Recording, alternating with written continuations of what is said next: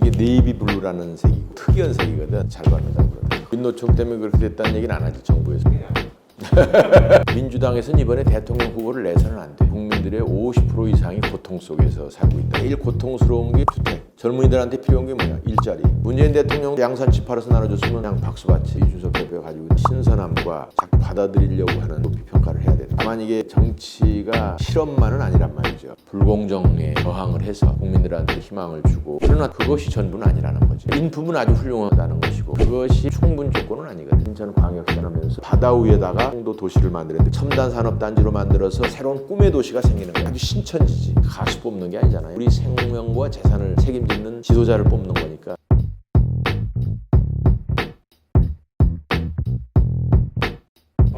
네, 예.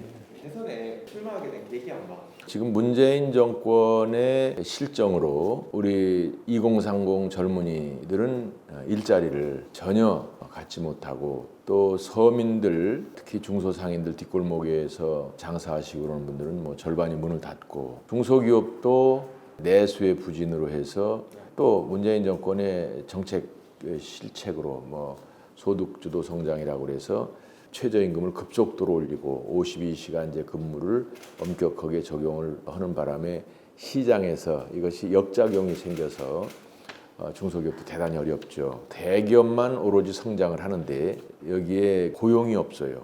AI화되고 기계화 뭐 이렇게 돼서 결국은 우리 국민들의 50% 이상이 고통 속에서 살고 있단 말이죠. 그래서 이런 것을 해결하기 위한 해결책을 갖기 위해서 우선 정권 교체를 해야 돼. 문재인 정권을 끝내야 돼. 사실은 민주당에서는 이번에 대통령 후보를 내서는 안 돼.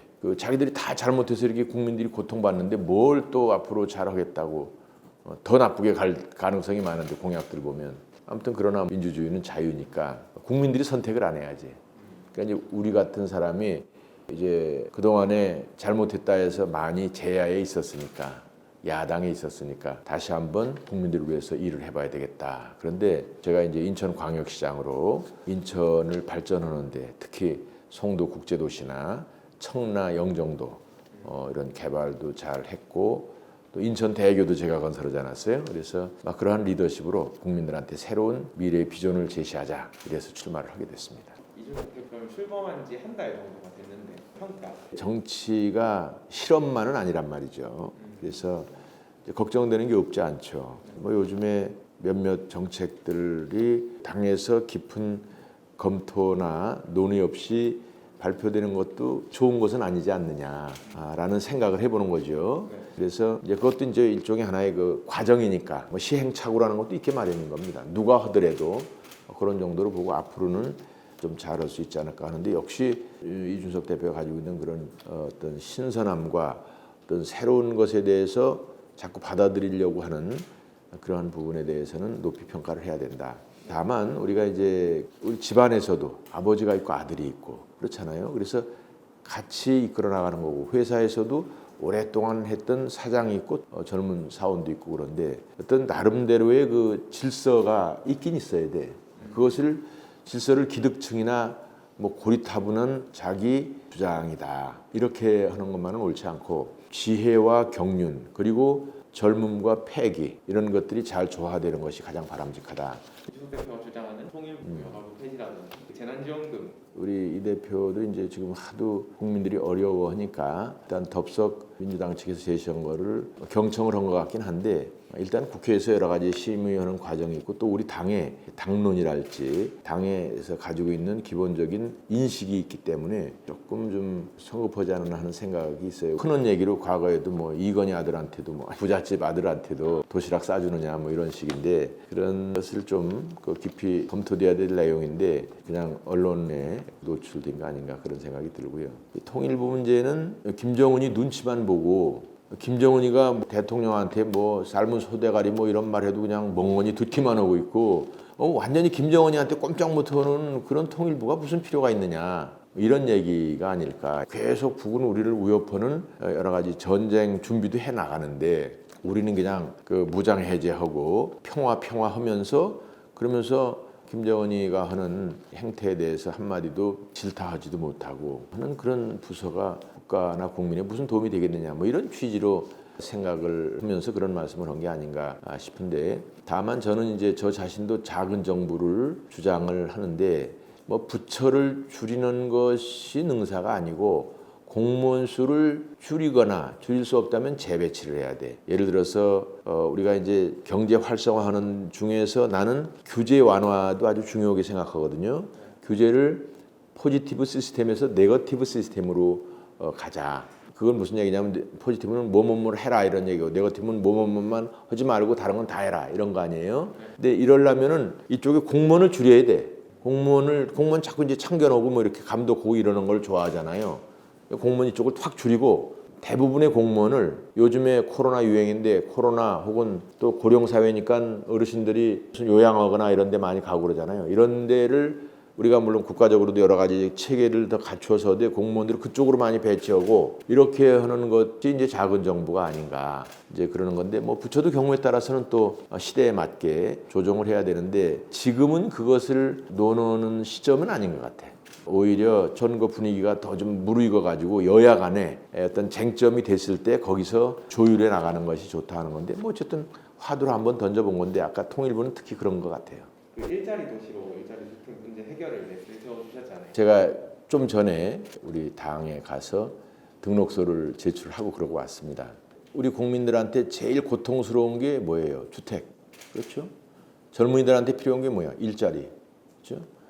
그런데 지금 여당이건 야당이건 후보들이 그것에 대해서 실효성 있는 정책이 나는 없다고 봐요. 우선 민주당은 그동안에 실패한 거니까 그 얘기 해봐야 소용이 없고, 우리 당에서도 혹은 지금 후보들 중에서 뭐 밖에 있는 후보들이라고 하는 사람들도 누가 써주니까 그거 한번 읽어보는 거지, 그 국민들한테 아는 척하고 하는 거지 실효성이 전혀 없어요. 우리는 잘 알잖아요. 제가 기업의 CEO 출신이고 현장 경제를 잘 알아요. 그리고 인천광역시장을 8년 해서 행정하고 이렇게 바닥에서 돌아가는 내용을 너무 잘 알아. 또 저는 국가예산결산위원장도 하고 그래서 예산이 어떻게 집행이 되고 이러는 것도 잘 알아. 근데 지금 사람들이 하는 거는 그냥 그 일자리 없으니까 일자리 만들어줄게. 또 주택, 그럼 주택값 싸게 해주지. 말로만 하는 거야. 쥐 팔아서 나눠주면 너무나 좋지. 문재인 대통령도 집 팔아서, 양산 집 팔아서 나눠줬으면 그냥 박수 받지. 국민들 돈인데 그게 특히 우리 젊은이들 돈이거든. 지금 쓰는데 그게 이 세금으로 나중에 나올 거고, 그건 젊은이들이 나중에 세금 낼, 자기들이 쓸 돈 미리 갖다 쓰는 거예요. 그러니까 우리 젊은이들 돈 가지고 문재인 대통령이 생색을 내는 거야. 또 민주당 사람들이 생색을 내는 거야. 그렇게 하지 말라는 거지. 나는 이제는 정확하게 앞으로 어떤 상황이 벌어질지를 정치인들이 얘기할 때 깊이 듣고 판단하는데, 특히 우리 2030이 얼마나 공부를 많이 하고 판단력이 오르냐 이거야. 이거를 괜히 불평불만만 하지 말고 유심히 들어가지고 하라는 거죠. 제가 아주 단언코 얘기하는데 제가 가진 정책 말고는 크게 성공을 못해. 한 20% 차이를 나게 할 수는 있겠지만 현재 제가 가지고 있는 정책이 뭐냐. 논을 1억 평을 뭐 전체 토탈이죠. 국가 전체에서 한 너댓 군데 정도로 나눌 텐데 1억 평을 호남에 광주 뭐 혹은 김해에 뭐 부산 혹은 대구 혹은 뭐 강원도 혹은 뭐 경기 북부 이런 데를 배치를 하되 전체를 한 1억 평 정도로 생각을 하는 거야. 1억 평의 논을 첨단 산업 단지와 배후 주거 단지로 만드는 거예요. 그래서 그거를 한번 국민들한테 제시를 하자면 그중에 70%를 첨단 산업 단지로 만들어서 무상으로 공짜로 임대를 해주는 거야. 2030 그 청년 실업가들한테, 청년 창업가들한테 무상으로 빌려주는 거예요. 30년에서 50년. 그러니까 이제 신청을 받겠지. 어떤 사람 어떻게 해라. 그러면 이제 신청을 해주면 뭐 큰 자본 없더라도 할 수 있는 능력이 있다고 그러면은 거기다가 이제 국가에서 여러 가지 이런 그 아이템을 잘 배치할 수도 있어요. 연구소 혹은 뭐 우리 정부 혹은 대학 이런 데가 가서 그쪽에 능력이 있는 스타트업 창업자들이 가면 무상으로 빌려주는 거니까 돈이 거의 없이 창업이 가능해. 7천만 평을 약 30만 스타트업으로 나눠봤어요. 그러면은 거기 6명씩만 근무해도 한 180만 명의 일자리가 생기는 거야. 이제 그럼 거기 이제 4차 산업이 주로 되겠죠. 반도체, AI, 배터리, 메타버스 뭐 이런 미래의 4차 산업의 클러스터를 만드는 거야. 생태계를 만들어주는 거야. 과거의 IT 시대에 실리콘밸리가 스탠포드 대학의 타운에 자동적으로 됐듯이 이것은 약간 인위적으로 지방에다 그런 논을 가지고 만드는 거예요. 그러면서 7천만 평은 그렇고 이제 아까 1억 평이라고 그러니까 3천만 평이 있을 거 아니야. 3천만 평에다가 평당 500만 원대 아파트를 건설할 수가 있어요. 500만 원대 아파트를 100만 개 공급하겠다 이거예요. 500만 원대 아파트는 뭐 본인이 물론 사야 되고 거기 이제 산업단지에 스타트업으로는 창업 기업인들이 비즈니스 활동을 하면서 바로 자전거 타고 출퇴근할 만한 도시가 되는 거예요. 그런데 그것이 지방으로 누가 가? 그렇지 않다는 거지. 아주 최고의 정주 여건을 만들어주는 거야. 학교도 좋은 학교가 가고 병원 혹은 쇼핑, 교육 이런 것들이 서울 못지않은 그런 도시로 만든다 이런 얘기인데 내가 송도를 건설하지 않았어. 인천광역시장 8년 하면서 송도를 갯벌을 메꾸어 가지고 갯벌을 간척이라고 그러죠. 갯벌 위에다가 바다 위에다가 송도 도시를 만드는데 그게 한 1,000여만 평 돼. 이제 뭐 지금 현재 도시가 형성된 것은 그런 거를 10개 정도를 만들겠다는 뜻이에요. 이거를 내가 바다를 막아서도 도시를 만들었으니까 논을 해가지고 하는 것은 아주 너무 쉬운 일이다. 왜 논이냐? 우선 땅이 넓은 데가 저렴하게 확보가 가능해.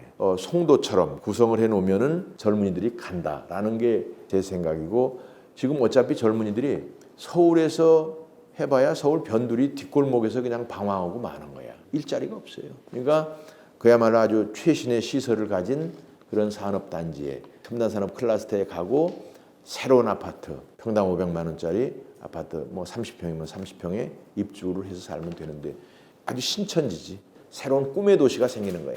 새로운 꿈의 도시로 우리나라의 공간을 넓혀서 쓴다는 거지. 우리가 40년 전만 하더라도 70%가 농민이야. 3%밖에 안 되니까 이 농민들이 점유하고 있는 것 중에서 25억 평인데 그중에 1억 평, 4% 정도야. 그러니까 24억 평 중에 1억 평을 쌀을 만드는 논이 아니라 일자리를 만드는 일자리 도시로 만들자는 거예요.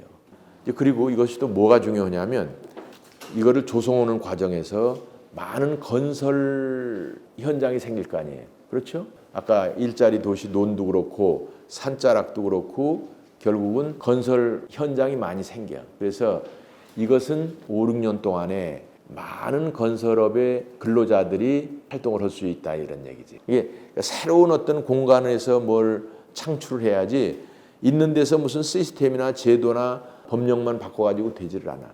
제가 이제 경제 발전을 위해서 이제 정책적으로 어프로치하는 게 몇 개 있죠. 최저임금제 나는 거의 없애야 된다고 봐. 가이드라인을 주고 현장에 맞게 또 업종에 맞게 지역에 맞게 또 주 52시간 근무도 마찬가지야. 이거를 너무 엄격하게 적용하면 안 돼. 이것도 차라리 저도 그냥 없애고 현장에서 다 사용자하고 피고용인이 서로 합의하면 되는 거야. 고용 조건을. 이렇게 아주 그거를 어기는 사람만 이제 사법 처리한다든지 이렇게 가야 되는데 아무튼 그래서 최저임금제와 주 52시간제를 거의 없애는 수준으로 탄력적으로 운영하겠다. 그다음에 귀족 강성노조, 이념과 정치 참여 그리고 자기들 이권만 생각하는 이 강성노조를 파괴해야 돼.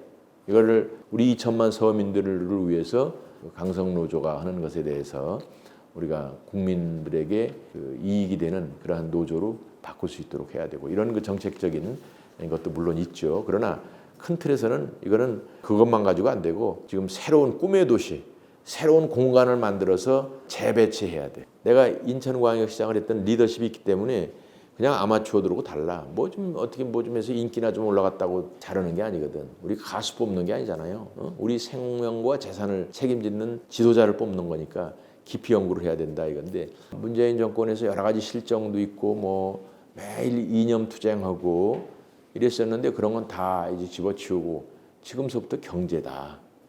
경제는 안상수가 이렇게 제시한 새로운 그 일자리 도시 그리고 전국의 국토를 재배치해서 우리 국민들이 새로운 미래로 가야 된다라는 것이죠.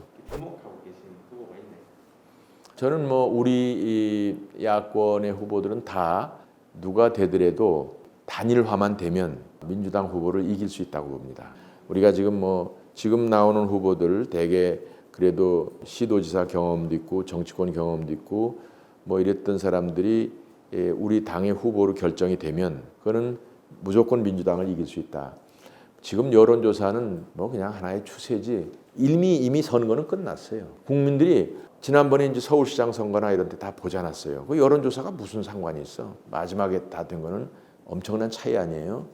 여론조사랑 관계없이. 근데 지금도 그 추세는 맞습니다. 왜냐하면 서울에서 그 전에 우리가 이기는 선거에서도 서울은 졌어요. 우리가 대통령을 이겨도 그 선거에서 서울은 조금씩 져도 우리가 이겼던 거야. 근데 서울이 저렇게 이기면 전국은 엄청나게 이긴다는 걸 뜻하는 거야. 그게 금방 변하질 않아. 근데 우리가 어떤 후보를 내세우느냐, 단일화를 아주 축제화해서 멋있게 해야지. 그러면은 뭐 우리 정도 안상수도 괜찮고 홍준표도 괜찮고 뭐 유승민이 뭐 원희룡이 다 대통령 당선되는 거야. 여론은 한 일주일이면 15%에서 20% 차이 날 수도 있어요. 조사의 문제라든지 여러 가지 또 실제로 상황 변화에 따라 별로 의미. 우리가 딱 그걸 예측을 해야지. 내년 3월 시점에서 정치적인 어떤 지형이 어떻게 바뀔지 어떻게 있을지.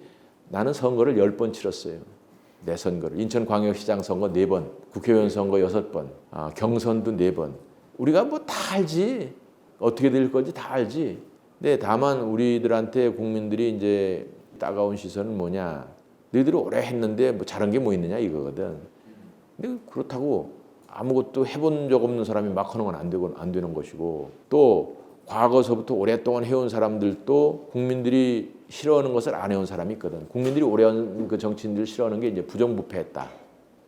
기득권에 안주했다. 그리고 진부하다. 이거 아니야. 나는 부정부패하지도 않았고 나는 부정부패 절대로 안 했어. 나는 땅 한 평 없어. 그 다음에 기득권에 나는 안주하지 않았어. 나는 패거리 정치하지도 않았어. 패거리. 어디 뭐 친박, 비박, 뭐 친이, 친박 안 했어. 그냥 내 나름대로 국민 편에 서서 했는데 그러다 보니까 막 공천도 배제하고 막 이렇게. 그래도 난 버티고 결국 무소속으로 나와서 당선도 되고 다시 복당도 하고 이번에는 또 그냥 당명을 갖다가 뭐 낙선도 되고 이렇게 오랫동안 정치를 해도 국민들이 그렇게 질타하지 않는 그런 요소를 가지고 있는 정치인 안상수 같은 사람도 있다. 그렇다면 아마추어들 새로 지금 뭐 한 사람들보다야 당연히 낫죠. 당연히. 그렇잖아요. 우리가 일을 해본 사람하고 안 해본 사람하고 어떻게 똑같으냐고. 우리는 평생 그 일을 했는데 어디 한 분야에서만 그냥 이렇게 해서 그 한 사람보다 뭐가 하나라도 남은 낫지 모자란 게 뭐가 있겠냐고. 근데 그게 지금 진검승부랄까 잘 변별이 지금 아직 안 되고 있어. 나는 우리 국민의힘 내지 야권에서 후보 선정 과정에서 이런 것들이 차근차근히 잘 진행이 돼서 아주 훌륭한 후보 한 사람이 야권 단일화가 되고 그것이 축제화가 됐으면 좋겠다. 그러면 뭐 선거 무조건 이기는 거예요. 윤석열 전 검찰총장이나 최재형 감사원장 그 두 분에 대해서는 좀 인품은 아주 훌륭하다는 것이고 또 집안 자체가 애국자 집안이다. 좋죠. 근데 이제 그것이 충분 조건은 아니거든. 그건 뭐 동서고금을 통해서 그렇죠. 거기다 필요 조건은 될 수 있을지 모르지만 감사원장까지 가서 이제 국정이 파악이 됐을 수도 있지만 뭐 주로 판사를 하셨는데 바로 대통령으로 가는 것에서 최적이냐에 대해서는 나는 뭐 솔직히 다소간의 의문이 있고 국민들이 어떻게 판단할지는 뭐 좀 지켜봐야죠. 윤석열 총장도 이제 마찬가지 경우입니다. 이제 두 분 다 문재인 정권의 불의와 불공정에 저항을 해서 국민들한테 일정 부분 희망을 주고 문재인 정권에도 타격을 주고 우리 야권에다가 계기를 제공해 준 거에 대해서는 고맙게 생각을 하죠. 그러나 또 역시 그것이 전부는 아니라는 거지. 우리가 가지고 있는 문제는 주택 부족과 주택 가격이 천정부지로 올라가는 것도 청년들 일자리 그리고 서민들 앞으로 생계 이런 것이 중요한 거예요. 과거에 반대하는데 앞장서서 그냥 여론이 올라갔다고 그래서 여론 올라가면 다 잘하느냐? 아니죠. 우리가 볼 땐 다 알지. 그래서 그것을 검증도 하고 또 뭐 죄송합니다만 왜 의혹이 그렇게 많으냐고 하는 후보는 그 의혹 국민들한테 성명이 돼야 돼. 사법적인 것은 사법적인 거고 정치 도의적인 것은 정치 도의적인 거대로 팩트를 잘 말씀을 드려서 동의를 구해야지. 과거에 우리가 이회창 총재 기억나시죠? 10년이나 우리 대통령처럼 대접을 받았는데 여론도 다 그냥 1등으로 늘 나가고 근데 결국 대통령이 한 번도 못하지 않았어요? 그게 뭐냐? 핵심적인 검증 사항이 있으면 그거를 국민들이 놓치질 않아. 그러니까 심지어는 나중에는 김대엽이라고 가짜를 투입해서도 우리가 지지 않았어요. 그냥 얼렁뚱땅 해가지고 검증을 피해서 갈 일은 절대로 되지도 않고, 또 정책에 대해서도 정말 깊이 있는 성찰을 가지고 국민들한테 제시를 해야 된다 그런 거죠. 뭐 마지막에는 결국은 어떤 내용을 가지고 경쟁을 할 수 있다. 공약이나 비전이나 이런 것들을 정확하게 제시하고 이것을 실현시킬 액션 플랜, 리더십이 있느냐를 국민들이 잘 볼 거라는 거지. 아직은 시간이 있으니까. 예를 들어 윤석열 총장은 지금 안 들어오고 나중에 우리가 후보 난 다음에 그분이 그때도 그렇게 의미 있는 여론조사가 나오면 또 뭐 지난번 오세훈 안철수처럼 하는 거예요. 그럴 수도 있는 겁니다. 그러니까 문제는 어떤 경우에도 단일화가 돼야 된다. 이것만은 우리 후보들, 정치권, 국민 모두가 죽을 각오를 하고 달성을 해야 돼. 국민 그리고 이제 안상수 후보를 지지한다게 말씀하고 저는 이번에 무조건 문재인 정권을 끝장내야 된다. 뭐 엉터리, 분웅 정권이죠. 그러기 위해서는 우리가 단일화해서 좋은 후보를 축제화해서 선발을 하면 됩니다.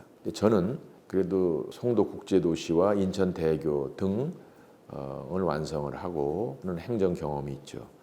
정치권에 오랜 동안 해서 국민과 함께 해왔습니다. 저는 충청도 출생으로 인천에서 학교를 다니고 서울에 와서 저는 뭐 하여간 국제적인 비즈니스도 많이 했습니다. 그래서 그러한 안상수가 우리 일자리 주택 문제 등 어려운 문제를 해결할 수 있도록 기회를 주십사 하는 말씀을 드립니다. 또 아주 중요한 포인트가 있는데요. 우리가 정권을 잡는 건 틀림없는데 그렇게 되면 이제 민주당이 야당이 되는데 그때 국회의원 수가 180명 가까이 되는 슈퍼 야당이죠. 우리의 리더십이 이런 갈등 속에서 협치를 하고 조정을 할 능력이 없는 사람이 되면은 이거는 모든 것이 국민들이 불행해지는 겁니다. 그 점도 깊이 생각을 하셔야 돼요. 그러니까 이게 너무 강성 후보가 혹시 당선이 되면 민주당, 야당인 180석인 야당하고 매일 싸우다 밤을 지새우는 거예요. 그러면 2년 후딱 지나가고 말아요. 그 다음에 또 레임덕. 이러면은 국가가 엉망이 돼. 그래서 그 점에서 저는 안상수가 적격이다라고 제가 말씀을 드리는 겁니다. 참고로 저는 이제 김대중 대통령 시절에 우리 한나라당의 인천광역시장으로 당선이 됐었고 또 노무현 대통령 때 당선이 됐습니다. 그래서 노무현 대통령이나 김대중 대통령하고 잘 협치가 됐어요. 중앙정부하고 지방정부하고. 그래서 우리 새로운 정치 지형, 우리가 대통령일 때 민주당이 슈퍼 야당일 때 그것을 잘 조정 협치하는 그런 리더십이 저한테 있다. 그리고 그것은 과거에 검증된 사례가 있기 때문에 잘 좀 살펴달라는 말씀을 드립니다. 절대로 선거를 너무 이벤트식으로 하면 안 됩니다. 뭐 유명 배우, 유명 가수 하나 뽑는 게 아닙니다. 트로트로 아닙니다. 이게 우리의 재산과 생명과 미래를 책임질 수 있는 사람이 누구냐를 깊이 검토를 하셔야 돼요. 깊이, 찬찬히. 뭐 10명밖에 안 되는데 우리 당 예를 들어 다 자세히 들여다보고 언론에 나오는 한두 명만 가지고 이렇게 하면 안 됩니다. 그건 뭐 일부 언론이 왜 그러는지 그냥 한쪽에서만 흘러가지고 그러는데 내가 보기엔 그 언론에서 굉장히 실수하는 겁니다. 나중에 보세요. 지금 유력하다는 사람이 대통령이 될 가능성이 난 더 없다고 봅니다. 또 과거의 사례가 그랬어요. 과거의 사례가 선거 한 6, 7개월 남겨놓고 유력하다고 그런 사람이 된 적이 별로 없어요. 국민 여러분들께서 너무 일부 이런 여론몰이에 현혹되지 마시고 후보들 면면을 잘 뭐 천지일보 같은 데만 보셔도 이렇게 자세히 들어보세요. 자세히 살펴보시고 살펴보시는 게 얼마나 본인한테 중요한 일인데 그냥 너미 얘기 듣고 언론에서 저거 몇 프로 나왔다니까 저기로 가지 이렇게만 안 됩니다. 그래서 저희들이 하여간 끝까지 최선을 다할 테니까 말씀 한마디 한마디에 잘 경청하시고 저희들이 준비된 사항을 잘 판단해 주시기 바랍니다. 감사합니다. 초심에 대해서 좀 많이 생각을 해보셨을 것 같아요. 그리고 어떤 정치를 사실 생각하고 계신지. 이제 정치라는 건 민심이라는 바다 위에 떠 있는 배다 이렇게 돼 있잖아요. 민심은 우리가 잘 살피는데 그것은 이제 국민 눈높이라고 그래. 그런데 또 거기에다만 하면은 또 안 돼. 그러면서도 미래에 대한 통찰력을 가지고 국민들이 바라는 바 혹은 필요한 것을 정책화해서 이것을 법제화나 혹은 예산으로 잘 조정을 해서 관철을 시켜야 돼. 국민 모두의 뜻만 한다고 그러면은 이건 파퓰리즘에 끝나고 말아요. 그러니까 요거를 잘 좋아하는 리더십이 필요한 거예요. 너무 파퓰리즘에 하게 되면은 이거는 당장은 좋을지 어떨지 모르지만 아주 미래로 봐서는 그야말로 뭐 언발의 오줌 누기라고 할까 그러고 젊은이들의 앞으로의 그 잠재력을 갉아먹는 거거든. 그런데 또 그 현재 당대에 있는 국민들의 뜻에 너무 벗어나서 뭐 미래에 대한 것만 하게 되면은 지금이 너무 배고파서 안 돼. 그러니까 요거를 잘 조화를 해야 돼요. 역시 제일 중요한 건 사심이 없어야지. 정치인은 사심이 있으면 안 돼. 우리는 이미 을 중에 을이야. 근데 일부는 갑으로만 해온 사람들이 있어. 갑으로만. 잘 살펴봐요. 어떤 분들인가. 우리는 맨날 그 국민들한테 저러고 다니고 뒷골목에 악수하고 다니고 어려운 사람들 연락받으면 뭐 해결도 해주지만 못하더라도 죄송하다고 그러고 이러고 사는 게 정치인입니다. 뭐 일부는 갑질하고 산 사람들도 있어. 대통령하고 가깝다고 고가호위하고 다니면서 광 팔고 부정부패하고 이런 사람도 있는 건 사실이야. 그래서 지탄을 받는데 우리는 그런 게 없어요. 뭐 그건 살펴보면 알아. 그래서 저희들은 국민의 눈높이 또 국민의 필요를 언제든지 파악하려고 그러되 그러면서도 5년 후, 10년 후 미래에 어떤 방향으로 이끌어 나가야 될지를 고통스럽지만 함께 또 설득해가며 가는 그런 리더십으로 가겠다. 이런 말씀으로 대신하겠습니다.